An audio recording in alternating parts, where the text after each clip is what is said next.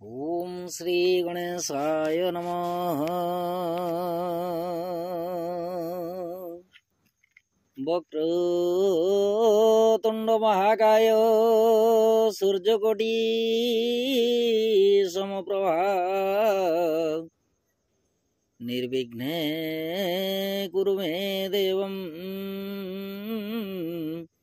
सर्वकार्येषु सर्वदा। सर्वमंगल्ये शिवे सर्वार्थसाधिके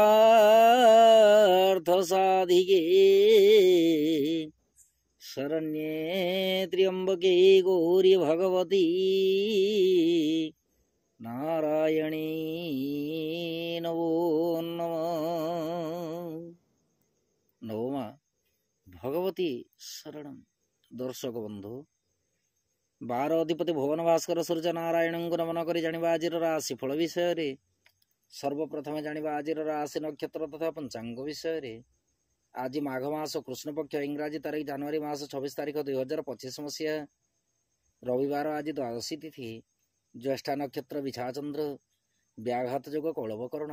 दिवा 8 घंटा 49 मिनिट पर कौलवकर्ण भोग हेब। जोगिने नरुत कोण रात्रि 8 घंटा 55 मिनिट पर दक्षिण दिगरे रहिबे। आज मेष राशिर घात 12 एवं तुला और कुंभ राशिर घात चंद्र। राहु काल दिवा 7 घंटा 47 मिनिट दिवा 9 घंटा 12 मिनिट मध्य। महेंद्र बेला दिवा 7 घंटा 8 मिनिट मध्य। आजिर ग्रह स्थिति बृहस्पति वृष राशि मंगल, मिथुन राशि केतु कन्या राशि चंद्र, बिछा राशि रवि बुध युक्त होइकी मकर राशि शुक्र शनि युक्त होइकी कुंभ राशि एवं राहु बृहस्पति साधारण राशि मीन राशि गोचर करिवे। दर्शक बंधु, राहु काल कौन से आनुष्ठानिक मांगलिक शुभ कार्य करने शास्त्र सम्मत नुहे। एणुक महेंद्र बेलाटी सर्वोत्तम। कारण महेंद्र बेलाटी श्रीहरि विष्णु अति प्रिय बोली शास्त्र मार्गदर्शन करिथाए। राशिफल जानिबा आगुरु जानिबा आजिर दिव्य चिंतन विषय। दिव्य चिंतन अच्छी जन्म जातक केन्द्र रे उच्चस्थ जोग जात फल, जहाँकि केन्द्र स्थान रे ग्रह जदि उच्चस्थ अंश बल रही ताहेले जन्मजात व्यक्ति प्रति क्यों प्रकार फल प्रदान करिथांती तो विषय वस्तु नहीं कि संक्षिप्त आलोचना। ज्योतिष शास्त्र कहे जन्मजातक गोटे ग्रह उच्च होइकी जदि केन्द्र रे थिले जन्मजातक राजतुल्य फल भोग करिथाए। जदि पंचम भाव रवि एवं बृहस्पति थिले जातक बहु शास्त्रज्ञ एवं महाधनी जोग संगठित करिथाए। बलवान भावे बुध जदि लग्न एवं धनाधिपति केन्द्र रे थिले जातक सत्कर्मशील होइथाए। पाप ग्रह षष्ठ गृह एवं शुभ ग्रह केन्द्र रे थिले जातक विद्यावंत हेबा सहित प्रबल धनर अधिकारी होइथाए। ये थिला जन्मजातक केन्द्रोच्च जोग जात फल। एबे आसंत जानिबा आजिर राशिफल विषय। राशिफलटी आपणक चंद्र राशि पर आधारित।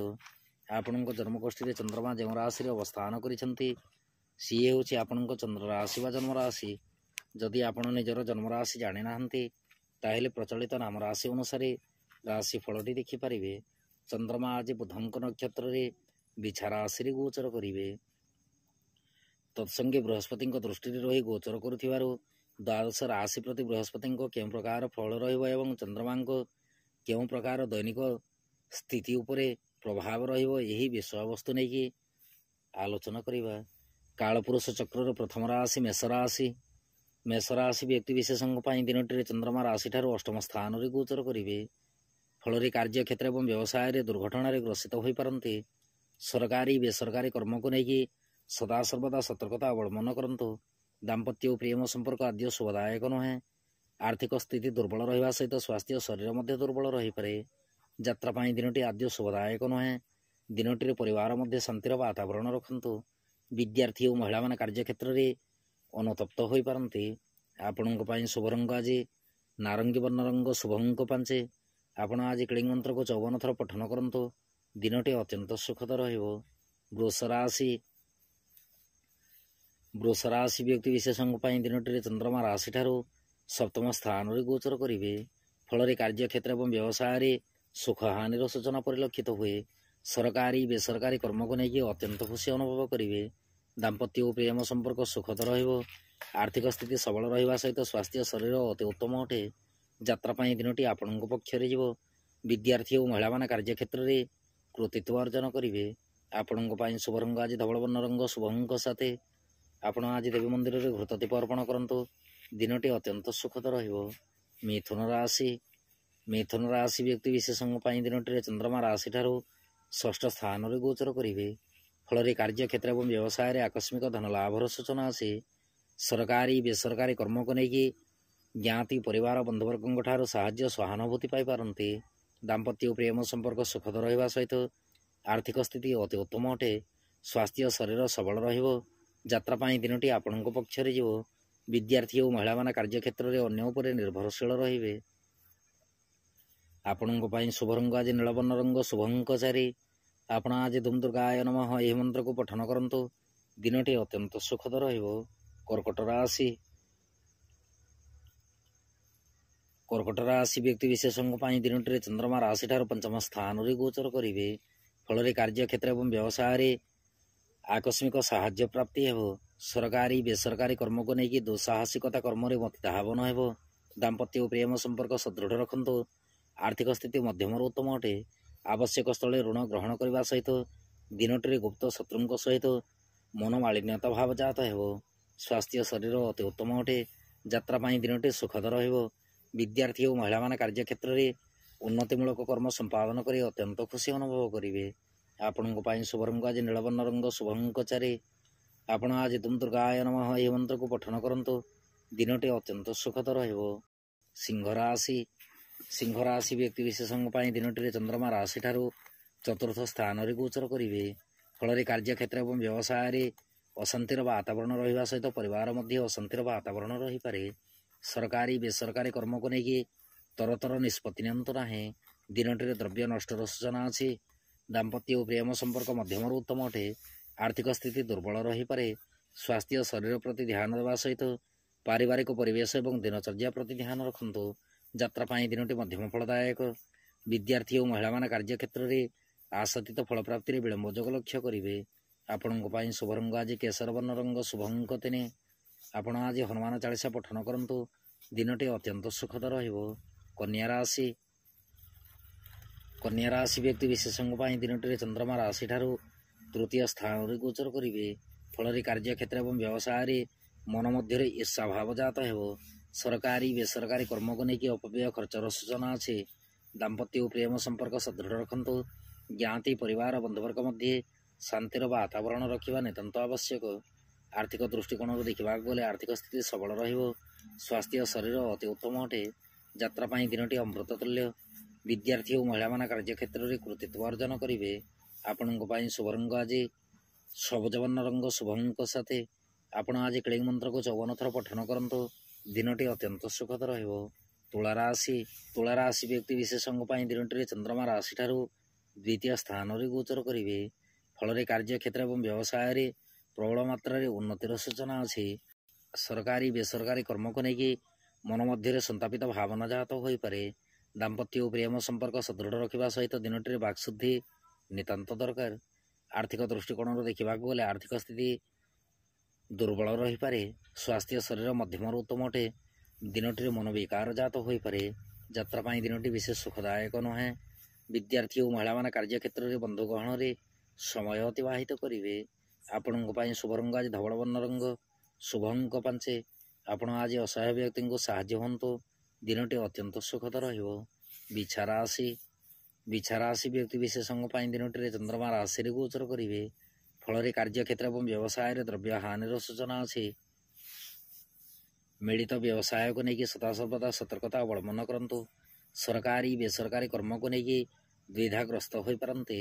ଦାମ୍ପତ୍ୟ ଓ ପ୍ରେମ ସମ୍ପର୍କ ମଧ୍ୟମରୁ ଉତ୍ତମ ରହିବ। ପ୍ରେମ ସମ୍ପର୍କକୁ ନେଇକି ମାନ ସମ୍ମାନ ପ୍ରତି ସଜାଗ ରୁହନ୍ତୁ। ଆର୍ଥିକ ସ୍ଥିତି ସବଳ ରହିବା ସହିତ ସ୍ୱାସ୍ଥ୍ୟ ଶରୀର ଅତି ଉତ୍ତମ ଅଟେ। ଯାତ୍ରା ପାଇଁ ଦିନଟି ମଧ୍ୟମ ଫଳଦାୟକ। ବିଦ୍ୟାର୍ଥୀ ଓ ମହିଳାମାନେ କାର୍ଯ୍ୟକ୍ଷେତ୍ରରେ ଉନ୍ନତିମୂଳକ କର୍ମ ସମ୍ପାଦନ କରିବେ। ଆପଣଙ୍କ ପାଇଁ ଶୁଭ ରଙ୍ଗ ଆଜି ସିନ୍ଦୁର ବର୍ଣ୍ଣ ରଙ୍ଗ। ଶୁଭ ଅଙ୍କ 8। ଆପଣ ଆଜି ପିତାମାତାଙ୍କ ଠାରୁ ଆଶୀର୍ବାଦ ଗ୍ରହଣ କରନ୍ତୁ। ଦିନଟି ଅତ୍ୟନ୍ତ ସୁଖଦ ରହିବ।